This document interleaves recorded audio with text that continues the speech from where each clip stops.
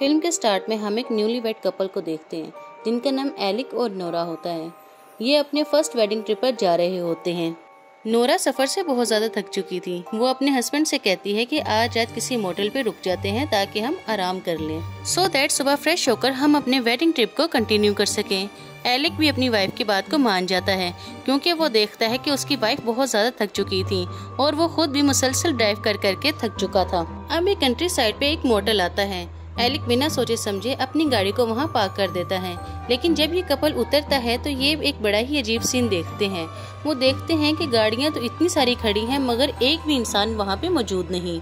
ये एक बहुत ही अजीब सीन था क्योंकि किसी भी मोटेल के बाहर ऐसा कभी नहीं होता कि कोई भी इंसान देखने को ना मिले, मगर ये दोनों इस बात को इग्नोर करके होटल के अंदर चले जाते हैं और रिसेप्शन से अपने लिए एक रूम को बुक करवाते हैं। मगर जब ये रिसेप्शन पर पहुँचते हैं वहाँ के मैनेजर से बात करने के लिए तो बहुत ही अजीब सीन देखते हैं कि वहाँ का मैनेजर जमीन पर से कुछ खून के दाग धब्बों को साफ कर रहा था। ये क्रीपी सीन देखकर एलिक और नोरा डिसाइड करते हैं कि हम यहाँ पे नहीं रुकेंगे, मगर समहाउ वहाँ का मैनेजर इनको कन्विंस कर लेता है कि यहाँ पे कोई खतरा नहीं, आप यहाँ पे रुक सकते हैं। मैनेजर की इतनी रिक्वेस्ट के बाद एलिक और नोरा अनविलिंगली वहाँ पे रुकने के लिए तैयार हो जाते हैं। कुछ घंटे गुजर जाने के बाद जब ये कपल अपने रूम में आराम करने के लिए जाते हैं, जिसके कुछ देर बाद हम ये नोटिस करते हैं कि वहाँ पर एक और आदमी भी मौजूद है जिसने एक बहुत ही क्रीपी सा मास्क पहना हुआ है।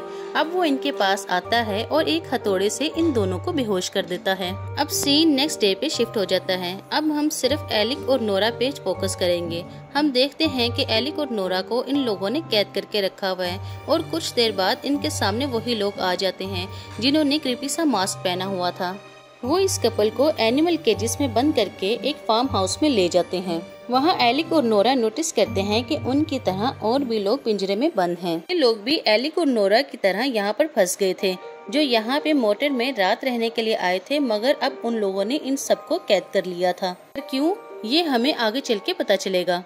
अभी बेचारी नोरा ये सब समझने की कोशिश ही कर रही थी कि इतने में 3 से 4 लोग फार्म में एंटर हो जाते हैं जिन्होंने वही क्रीपी सा मास्क पहना हुआ था, जो नोरा के पास वाले केज में जाते हैं और वहाँ एक टीन एज लड़की होती है। उसको वो बहुत ही बेरहमी से कत्ल कर देते हैं और उसके सारे ही बॉडी पार्ट्स को अलग अलग कर देते हैं और जो भी वेस्ट वहाँ पे पड़ा होता है उसको वो खाना स्टार्ट कर देते हैं। मगर इतना ही नहीं, यहाँ से वो फारिग होकर दूसरे केज की तरफ जा रहे होते हैं। दूसरे केज में एक औरत होती है जिसके हाथ में एक छोटा सा बच्चा होता है। वो लोग उसके हाथ से बच्चा छीनकर एक बारबेक्यू मशीन में डाल देते हैं ताकि दूसरे लोगों को मीट सप्लाई किया जा सके। अब हमें होटल का मैनेजर नजर आता है। दरअसल वो यहाँ का लीडर होता है और बड़े ही अरसे से वो यहाँ इंसानों के फार्म को चला रहा होता है। इस मैनेजर का मकसद ये होता है कि जो भी उसके पोर्टल में आता है वो उसको बेहोश कर देता है और अपने फार्म में ले आता है और यहाँ पर लोगों को बहुत ही बेरहमी से मार कर उनका मीट अपनी कम्युनिटी के लोगों से शेयर करता है और खुद भी खाता है। दरअसल ये पूरा गांव ही एक कैनिबल लोगों का गांव है जो लोगों का मीट खाते हैं।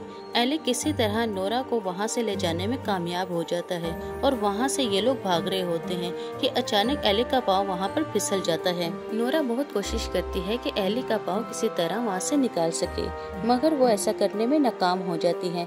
थोड़ी ही देर में उस कम्युनिटी के लोग वहाँ आना शुरू हो जाते हैं। एलिक नोरा को कहता है कि तुम जाओ यहाँ से, मेरी फिक्र मत करो, अपनी जान बचाओ, तुम जाओ। जब नोरा एलिक का पाँव नहीं निकाल पाती तो पास से बनी झाड़ियों में जल्दी से जाके छुप जाती है ताकि अपनी जान बचा सके।